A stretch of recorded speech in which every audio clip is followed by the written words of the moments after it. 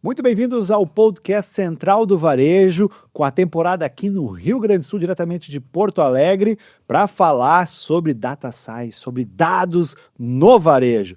Juntamente aqui com o meu co-host, Rodrigo, muito bem-vindo. Muito obrigado, Elifas. Obrigado a todos que estão ouvindo a gente aqui. Eu espero que todos podemos ter um pouquinho de conhecimento, um pouco de informação junto com o Vitor e com todos vocês aqui acompanhando a gente. Solta a vinheta.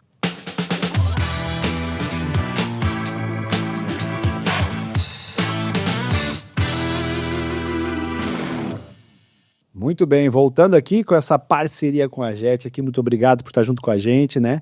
E vamos falar agora com esse cara que tem muito para nos abrir a mente e também nos simplificar quando a gente fala em dados, né? Sim. Com o Vitor Garzon, né, da Renner, com 19 anos de experiência trabalhando em dados e tecnologia, mas está aqui no Brasil quase 5 anos, né, justamente com a gente. Quase 5 anos, obrigado pelo convite, muito legal aqui estar com vocês. Meu primeiro podcast em português. É mesmo? Teu primeiro? Em português, sim. Desculpa aí, pessoal, pelo sotaque. Não, tá muito bom. Tá excelente. Se misturar um pouquinho com o Sul, vai ficar bom aí, do caminho é melhor. Mas, Tchês, vamos lá. Seja muito bem-vindo mais uma vez e vamos começar, né, pelo início, como assim dizendo. Quem é o Victor? Fala um pouquinho aí da tua história, tua jornada, né, para chegar até onde tu estás. Perfeito. Eu gosto de comentar a história do mais recente para o mais antigo. Perfeito. Como vocês comentaram, 4 anos e meio na Renner, vim para o Brasil, para Rio Grande do Sul, por conta da Renner, uma proposta muito legal. Achei sensacional que a missão da Renner começa por colocar o cliente no centro, e encantar o cliente. Legal. Esse foi o que me trouxe aqui, realmente.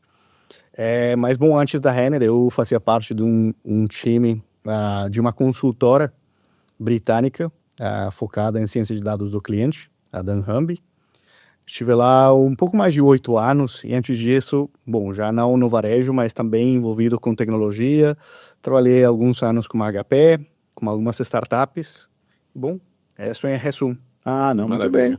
Então, vamos começar por essa questão, né, dos dados. Hoje fala o mundo todo digital. Como é que tu tem visto a importância hoje? Como é que tem tratado essa questão toda dos dados e todas as informações que a gente tem conseguido no mundo digital? Olha, antigamente era questão de diferencial estratégico, diferencial competitivo. Agora é quase que supervivência, né? Sim. Quem não tem uma boa inteligência baseada em dados está podendo tomar as decisões muito às cegas, né? Então, agora sabe, não vamos dizer o core, porque o core sempre vai ser, o core do varejo vai ser varejar. Sim. Vai ser o varejo mesmo. Mas tem que estar nas conversas e nos processos core bastante inseridos para otimizar eles, para tomar as decisões, ajudar os tomadores de decisões também. Então, a importância é toda. E hoje, você tratando da Renner, que é a maior varejista de moda do Brasil hoje, como é que tem sido esse teu trabalho desde que tu entrou aqui? Como é que tu vê esse crescimento e realmente estratégico, sabendo os dados e a aplicabilidade dele no dia a dia? Olha, a Renner começou uma jornada digital faz já alguns anos e tem se focado muito na tomada de decisão por dados e na automação também, através dos dados. A Renner tem, bom, como o tamanho da Renner, tem envolvimento com dados em diferentes verticais de negócio. Todas as suas BUs dão talvez a mesma importância que todos os seus canais têm bastante envolvimento com dados. Se tu olha toda a cadeia de valor do varejo na Renner, tem algum envolvimento em dados. Então, da total importância, acho que a Renner entendeu, vamos dizer, cedo, faz já vários anos que está com o assunto de dados no centro da conversa, que é uma alavanca, e tem se provado ser uma alavanca realmente, né? E em relação a você tratar esses dados e tratar essas informações, né, Vitor? A gente estava comentando um pouquinho antes. Obviamente, gerar informações hoje em dia é relativamente fácil. Sim. Né? Como é que era lá atrás, assim? Eu acho que é legal também para quem está assistindo a gente, ouvindo a gente. Como que era lá atrás que você tratava os dados? Eu imagino que você pegava um monte de coisa de Excel ali, né? Ou Lotus 1, 2, 3 e depois foi evoluindo um SQL e hoje a gente está aqui trabalhando com inteligência artificial. É assim, eu acho que o que você usa hoje no dia a dia que você usava e essa evolução, né? No tratamento de dados. O ferramental tem mudado bastante. Legal. Lá atrás, em 2008, eu tive meu primeiro cargo na época se chamava Data Mining Analyst, não me lembro exatamente. Mas era SQL, Excel, pipelines feitos com Microsoft Integration Services, coisas bastante simples, sabe?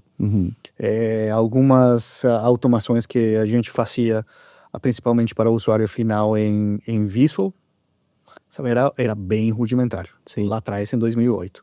Agora tem plataformas dos grandes fornecedores, dos grandes da indústria tecnológica que já permitem ter maior governança, visibilidade ponta a ponta, várias camadas de interação. Então, sabe, a mudança é total. Sim.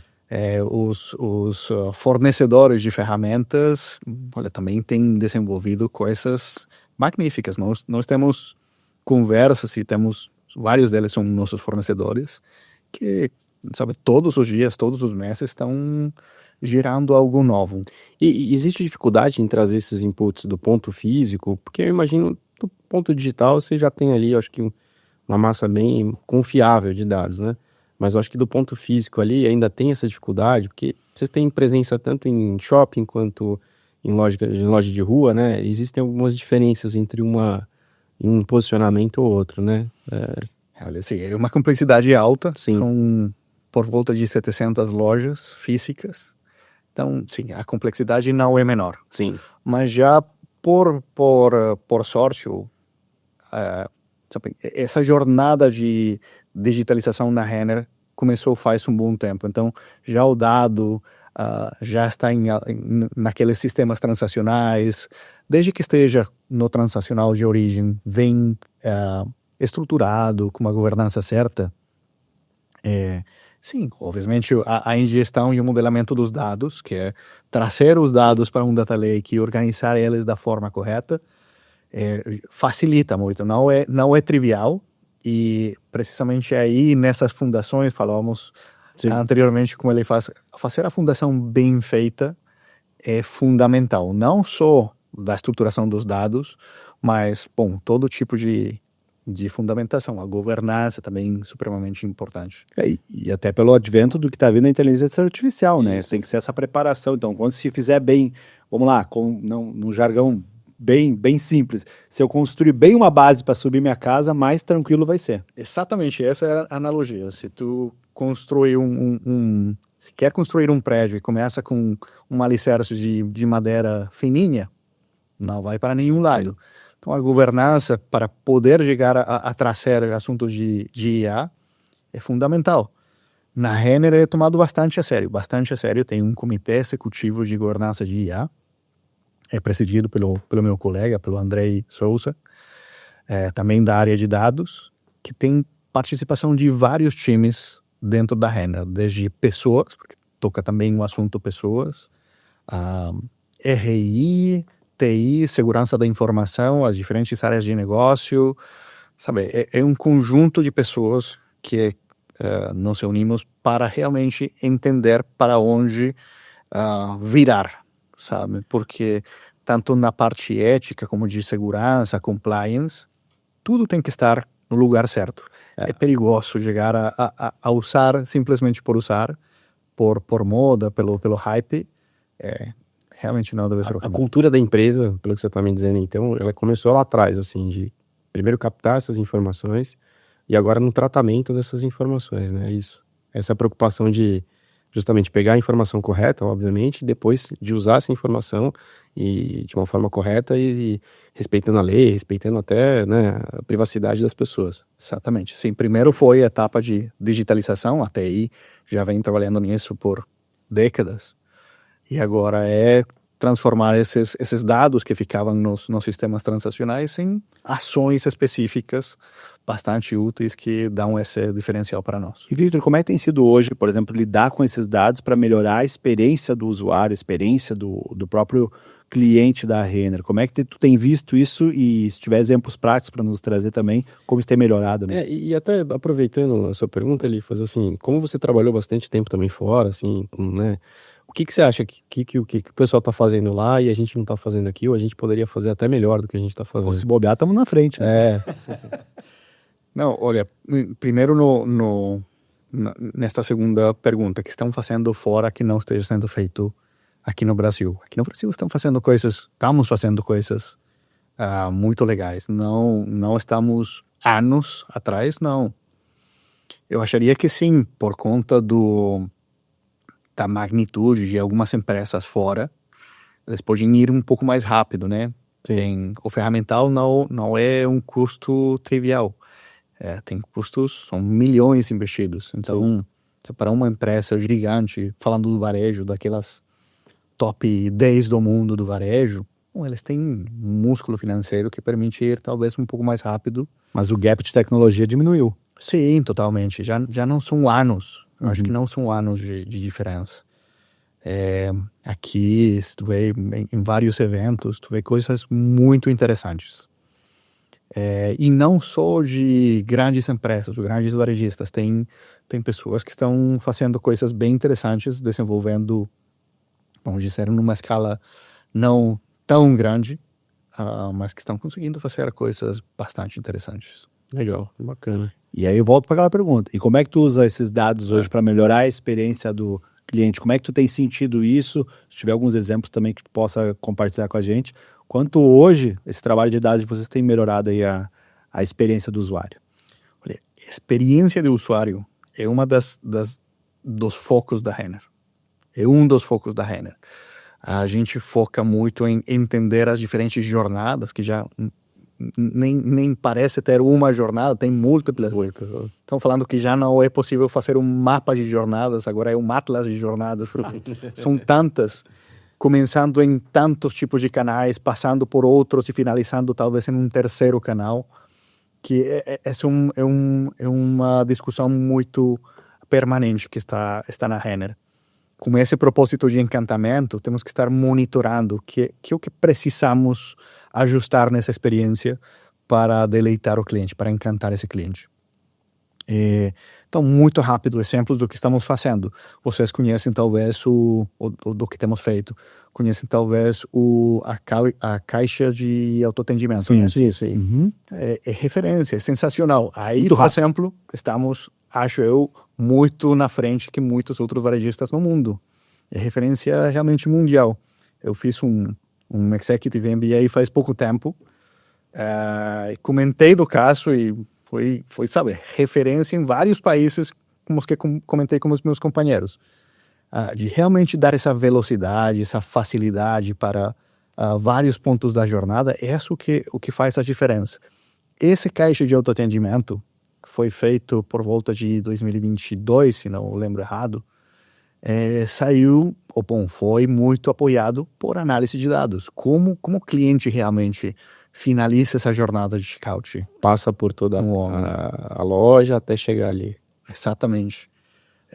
Também os dados são extremamente são analisados minuciosamente nos canais digitais. Tem muitos mais pontos para tomar insumos.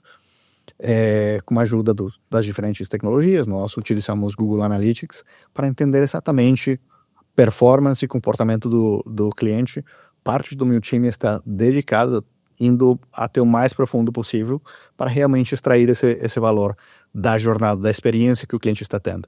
E, obviamente, também o que o cliente opina, né? Cliente, na antiga casa falávamos que o cliente tem várias formas de votar. Com a sua carteira, com os seus pés, né? Essa é a clássica, todo mundo mede vendas e talvez visitas, mas também vota com o coração e com a cabeça, quando te responde uma pesquisa, um NPS, algum tipo de input que te dá já realmente menos frio. Aí também colocamos muita atenção para analisar o sentimento do cliente e realmente incorporar na jornada. Muito legal. E eu até vou dar uma experiência minha que realmente o diferencial que eu vejo na parte de autoatendimento da Renner é a rapidez deles sem a necessidade de ter um ajudante. Ao mesmo tempo fui numa rede de supermercado, que ele não funcionava o autoatendimento se não tinha a pessoa do lado dando, né, a visibilidade ali. Então isso é muito interessante. Mas eu fiz essa pergunta assim porque para quem já foi na NRF ou para quem já foi para Nova York essa experiência do autoatendimento funciona em poucos lugares. Não é para todo mundo que funciona. Então, o legal que você está trazendo essas informações é justamente porque eu quis provocar. Eu acho que o varejo brasileiro, em muitas medidas, até por entender, eu acho que você colocou um componente muito importante, né, Victor? Não são só os dados, mas é o sentimento do cliente. Como é que você capta essa informação com dados, né? Não tem, assim, é muito fino ali, né? E eu acho que, e essa é a minha próxima pergunta, ou seja, como que você cruza esses dados com o sentimento, né? Com o feeling, sei lá, com o gerente na ponta e fala, olha, tá bom, eu sei que tem um monte de gente na loja, mas, cara, o pessoal não tá satisfeito com alguma coisa aqui, né? Então, como é que você consegue captar isso? Os dados com o sentimento, com o varejo tradicional. Bom, primeiro captando eles, através das diferentes pesquisas, e nós também focamos muito no NPS, né? No NPS, na pesquisa, legal. Damos bastante importância ao NPS. Isso é legal. Tanto transacional, o cliente que compra com a gente e deixa sua opinião, muitas vezes, felizmente, é uma boa opinião. Algumas vezes também algum ponto de melhoria. E sabe, esse NPS fica como insumo para muitas áreas. Em vários fóruns da empresa, através do time de marketing, de inteligência de clientes e de atendimento, e antigamente tinha um time dedicado para a jornada, vários achados são compartilhados com diferentes líderes. Então, vamos falar, retomando o exemplo do e-commerce, se tem algum ponto de dor, vamos dizer, no pagamento, que está rejeitando certo tipo de pago e está causando alguma dor no cliente, esses insights são levados por esses times para a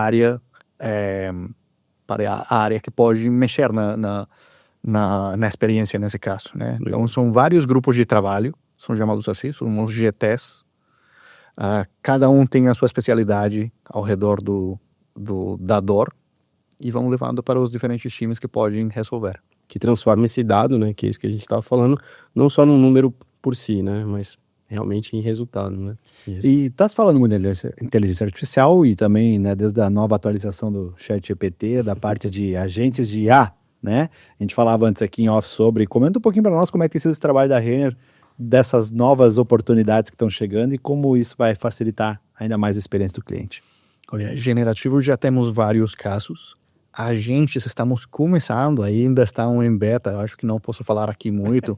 Tem o que está mais avançado, que está com um colega, é entender muito bem, são casos internos, né?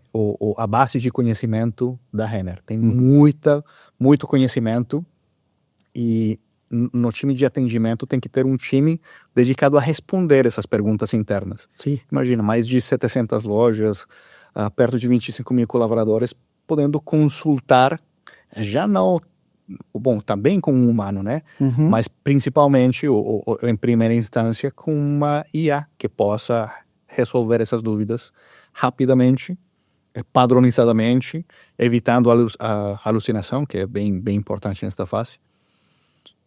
E se não consegue, se tem alguma coisa muito específica, aí se escalando com um agente.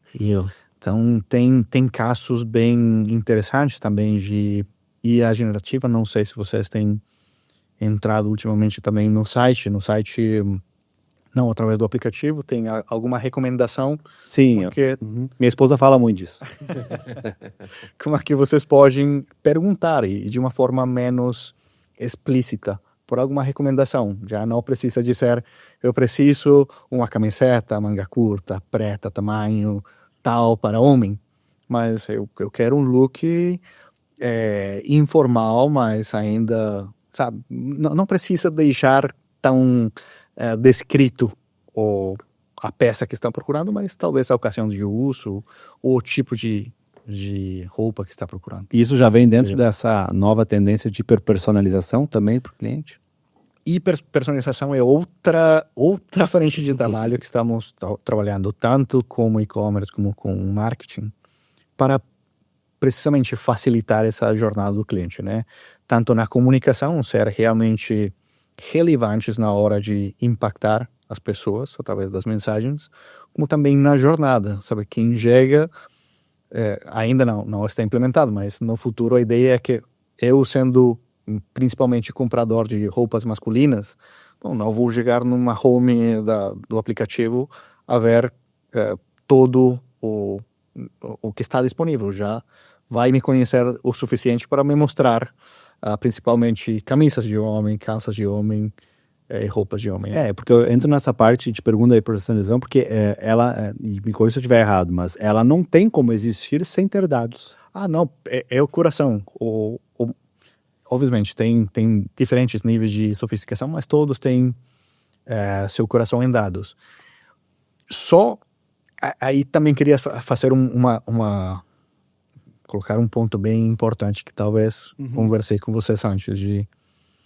Olha, dados sim, tem que estar nas decisões mais importantes, mas sem o negócio, dados sozinho não funciona. Podemos trazer o melhor motor de personalização, construir ele, sabe, colocar os gênios mais gênios pensando nisso, mas se não tem essa visão de negócio, esse vínculo como estratégico, não vai dar o resultado. E eu acho que tem uma outra questão também, que eu acho que isso você estava comentando, né, Elifas, e um pouco do que a gente estava conversando. Depende do momento ali que você está fazendo uma compra. Hoje a gente tem grandes datas comemorativas, Dia dos Pais, Dia das Mães, Dia dos Namorados, Natal, Black Friday e tudo mais. Então, em que momento, né, essa personalização, ela é no momento de eu estar comprando uma roupa para o meu uso pessoal, em que momento eu vou estar comprando, sei lá, alguma coisa para o meu filho, e em que momento eu vou estar comprando um presente para minha esposa, para minha mãe, enfim. Eu acho que talvez, pelo menos imaginando nisso, né, e talvez esses agentes vão poder ajudar isso, ou seja, qual é o seu momento de compra, né, e aí, direcionando a conversa nesse sentido. Eu vejo muita gente, porque o que a gente está falando aqui agora, né, e até representando aqui uma empresa de tecnologia, a gente tem ali, né, tem ali dados também, dados e informações. Lógico, a gente atende desde moda feminina até aço. Então, assim, obviamente os modelos de compra são diferentes, mas a gente tem lá uma inteligência artificial que a gente faz uma recomendação de compra do produto. Se eu personalizar, e aí de novo, né, pensando nisso, se eu personalizar muito mais, eu perco uma oportunidade do cliente de navegar na loja e falar, peraí, você está me oferecendo camiseta? Eu quero comprar, sei lá, um sapatinho para minha filha, uma roupa para minha filha, e não é isso que eu quero agora. Então deixa eu entender, na verdade está querendo dizer aquilo que o varejo sempre fez no supermercado. Eu quero comprar uma coisa, mas eu tenho que percorrer o supermercado e me dar a ideia. Então é como lidar com isso. Como lidar com isso. Perfeito, isso. Perfeito. Aí tem várias coisas. Tem casos de uso que ajudam a complementar, no caso da Renner, o look, ou num varejo de supermercado também o resto da cesta. Então tem vários cases de uso, são múltiplos, são algumas dúzias de casos de uso que não são só para recomendar o mais provável, mas também complementos do que a pessoa não tem comprado, né? Não só para proteger aquela compra que tu sabe que vai dar certo, mas talvez também para arriscar. E aumentar o ticket médio, né? Exatamente. Porque é justamente esse... Porque o que eu vejo, assim, às vezes, quando você personaliza demais, hiper personaliza, você acaba restringindo, às vezes, a compra. É engraçado isso, né? Pode acontecer, mas como te comentava, tem alguns casos de uso, alguns chamam de seguinte melhor produto, next best product. Uma coisa que tu nunca comprou. Nunca tem comprado, sei lá, roupas infantis femininas. Mas por algumas exatamente, algumas sinais que consigo interpretar, sei lá, se uma pessoa é muito parecida a um perfil que se compra roupas femininas, de cruzar os infantis, perfis. Exatamente. Encontra esses lookalikes e, olha, não tem interesse nesse outro tipo de produtos que também poderiam dar certo. É muito menos chance de converter, mas, sabe, é um complemento à canasta que é total crescimento. Tu não ia comprar e agora vai. Vai. Então, sabe, essa mistura, essa orquestração entre casos de uso é uma ciência e uma arte. E isso você consegue também pegar no grupo de trabalho ou seria mais com os dados? Tem que ser complemento entre os dois. Certo. Quanto queremos arriscar, quanto queremos realmente, e pode depender até do momento depende da sazonalidade. Tu sabe que vai vir, sei lá, agora, o Dia das Crianças, Sim. em outubro, talvez é o momento de arriscar um pouco mais com roupa de criança, ou Dia das Mães, vamos arriscar, colocar um pouco mais de case feminino. Legal. Sabe, pode depender de muitas coisas, pode depender muito da estratégia, tem que estar a estratégia e o negócio totalmente inserido e dando esse tipo também de provocações. E porque eu tô pensando aqui agora, assim, porque também, se você realmente, talvez, cercar muito o cliente, você fala assim, não, peraí, não quero esse negócio aqui, não. Ah, esquece isso, eu vou em outro lugar, eu vou comprar outra coisa. E você tem a fuga. Ou seja, aquela venda que, teoricamente, você teria praticamente certa, você acaba perdendo, né, por conta disso. Tem que entender bastante do cliente. Mas já indo para o nosso finalmente aqui, nosso tempo, quero também, tu que trabalha com dados também, qual é que é, Victor, a tua ideia para os próximos anos do que está vindo, do que realmente tem de oportunidade? A gente sabe que, de certa forma, estamos vivendo uma exponenciabilidade em termos de tecnologia, mas da tua experiência, o que tu está vendo de oportunidades que está vindo, e também daqui a pouco, né, depois o Victor pode fazer a pergunta final também, mas o que tudo isso vai ajudar também o próprio pequeno empreendedor que está lá com o seu negócio? Como é que tu vê isso? Olha, eu vejo que muitas coisas, não gostaria de falar de comoditização, mas muitas coisas estão ficando mais acessíveis e mais padronizadas para muitas pessoas utilizarem, né? Vamos dizer que muitas pessoas vão conseguir ter e têm agora acesso a modelos, vamos dizer, padrão para conseguir usar, mas que aqueles pequenos players podem chegar a utilizar, que é melhor que não utilizar nada. Já se tu tem um time de dados, pode customizar e deixar muito mais ajustado, mas essa padronização está ajudando a democratizar também o uso de dados. Tem muitas coisas open source que também as pessoas podem utilizar. E outra coisa que eu vejo acontecendo é cada vez menos uma dependência muito estrita do uso das ferramentas por parte dos times técnicos. Agora tem, além de muito mais letramento das pessoas em geral sobre a tecnologia, tem também essa necessidade de não todo vir para ser resolvido por um time de tecnologia e dados, né? Tem ferramentas que podem ser construídas para o público um pouco mais focado no negócio operar autonomamente. Legal. Um exemplo disto que já é um exemplo velho, mas que agora vem uma seguinte geração, o BI, o Business Intelligence. Sabe, lá no começo tu tinha que ir perguntar para uma pessoa, me dá este relatório, cara, entrar lá no banco de dados e fazer o relatório. Depois o BI democratizou isso e já com alguns cliques uma pessoa consegue se autosserver. Agora coloca uma camada generativa, coloca uma IA acima disso e tu potencializa o que pode ser feito, porque ainda tem casos de, olha, não, este cruzamento, esta exploração é muito profunda, esta coisa é muito complexa para uma pessoa fazer com um BI assim, de point and click, mas colocando uma LLM, colocando alguma IA, alguma camada que permita traduzir para um usuário, vamos dizer, entre aspas, leigo, para consultar em profundidade a base de dados, dá uma nova dimensão a esse autoatendimento. Que legal. Legal. Quer fazer a pergunta final? Bacana, eu acho que é isso mesmo, Victor. Eu acho que até para quem está assistindo a gente aqui, o que você enxerga com um curto, médio prazo, assim, do varejo brasileiro, assim? Eu acho que, de uma maneira geral, assim, a gente tem bastante desafio aqui, mas eu acho que eu vejo muitas oportunidades ainda, né, dentro do nosso varejo. Então, o que você enxerga aí, usando os dados aí que você já consegue ver? Olha, o que tenha visto nos dados... olha, eu vejo talvez continua dando muito crescimento, né? Sim. O varejo brasileiro ainda é muito dinâmico, que é uma coisa fundamental e muito positiva. Não é um mercado estagnado. Vamos dizer, não estou agora, na minha antiga vida estava mais perto do varejo de alimentos, mas falando de produtos de mais ciclo de vida mais curto, frequência menos frequente, Eu vejo que ainda tem muita oportunidade para crescer, para inovar. Acho e observando exemplos de fora, eu estive no México uns 2 anos. Eu vejo que o varejista, e em geral o brasileiro, é muito, sabe, muito curioso.